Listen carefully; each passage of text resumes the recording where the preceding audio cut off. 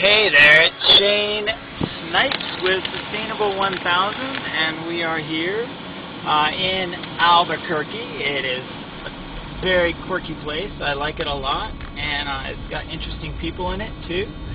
I have some great interviews today already, chatting with a couple of folks this morning. One of the interviews I just finished was with a green realtor who's based here in Albuquerque. He does great work in the space. I was excited to have him to chat with. Check out the videos at youtube.com/sustainable1000, and you'll notice like all the videos that I've done through the 5 states so far are getting up there. I have several more interviews to post for Arizona. That was a very, very good site. Very good state for interviews, and so I had a chance to get tons of them in place, and I just want to make sure that you guys know where they're at on the website and that you can get access to them. And then the other thing is, coming up in a day or so, there should be a bunch of interviews from New Mexico, including the ones that I've done today, getting those together. And one thing that I'd like to start doing, and I'll do this as part of the work that I'm putting together here, is I'm going to start creating small clips to sort of introduce and transition between the different interviews that we have and the different folks that we're talking to. And I think that's a great way for folks like you who are out there just kind of watching these different videos, see the connection between them. So they'll become like video blogs, basically, of transitions between the different pieces of what we have in mind and where we are. Just had a fascinating conversation with this green realtor who has a license in social work. So he's moving into a new space, sort of the eco-counselor, someone who can get out there and get people interested in being outdoors and being sustainable with their work in their life, beyond just the regular kind of work day that they have, but really looking at ways that we as individuals can be more sustainable in our life and across different areas of our life. So that's one thing that I'm going to look forward to sharing with you as one of the video segments coming up soon for New Mexico. I'm approaching, it looks like it's about 3:45, so it's approaching 4 o'clock here, and traffic's getting kind of busy in Albuquerque. I'm heading between different interviews at this moment. This morning I had a really insightful interview with a guy who I actually met on a plane flying for work. I do that occasionally because it's the best and fastest way to get from one place to another. And not everyone likes to do video conferences yet, although I am pushing that out to a lot of people now, having them use video conference tools instead of just the regular tools that people are used to, which is face-to-face. I'm pushing video tools out, making sure people understand that if they start making video a bigger option, a better option for folks, that people will start using it more. And that will decrease the amount of pollution that we're putting out into the environment in a lot of different ways. Because airplanes do a lot of polluting from greenhouse gas levels, but they also do tons of pollution in terms of particulates around airports.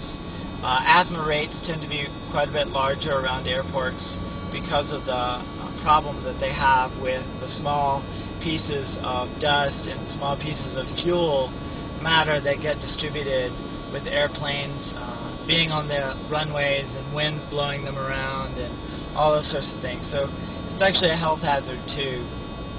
And I like to let people know that flying isn't. It is convenient, believe me. Like I said, I do it for some of my work, and every time I do it, I try to buy offsets for that work. And when I buy offsets, at least I feel like a certain fraction of what I spent on the ticket is also going toward some renewable energy project, some investment project related to green areas, community development, things like that. So it's been an insightful morning learning about medical waste and different ways that medical waste might be recycled eventually. I don't feel like we're there as far as how things are created in the medical field to support medical waste full recycling. A lot of things still need to be sanitized and in some situations incinerated. However, most medical waste now just gets put into a giant, as you'll learn in one of the videos that I'm putting together, just gets put into a giant stainless steel tube, and then that gets raised to really, really high temperatures, so that it kills most 99.9% of the. I'd have to say 99.9% because I have no idea if it's 100%. So most of the bacteria that are there and all the things that are harmful to us from a health perspective, but then all that stuff just gets put into a landfill. It gets compacted down into little cubes and put into the landfill. So we have this medical waste that's being concentrated basically in our landfills that we'll eventually have to deal with as we use more and more of our land to put trash on versus allowing us to do building and other things related to how we live our lives. So my recommendation for you, just like my recommendation that I had for my friend in Arizona, is if you're not recycling and you have friends that aren't recycling, you just need to let them know a couple of things, that you're literally taking away future generations' land.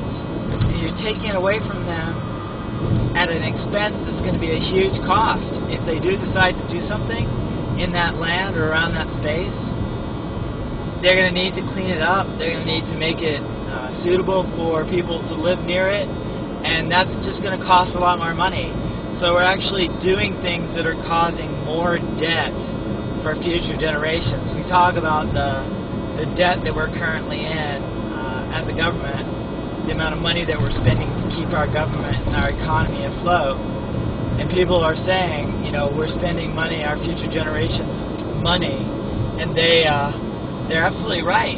But we're doing that with environmental issues all the time as well, and we don't stop that piece of it. We keep doing it. We keep creating these environmental problems because we're not willing to take the real.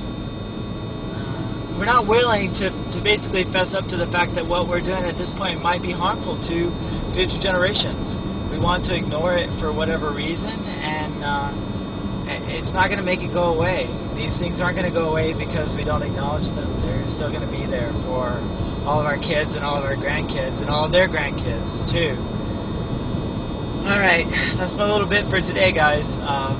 Check out sustainable1000.com. That's where we'll have lots more information.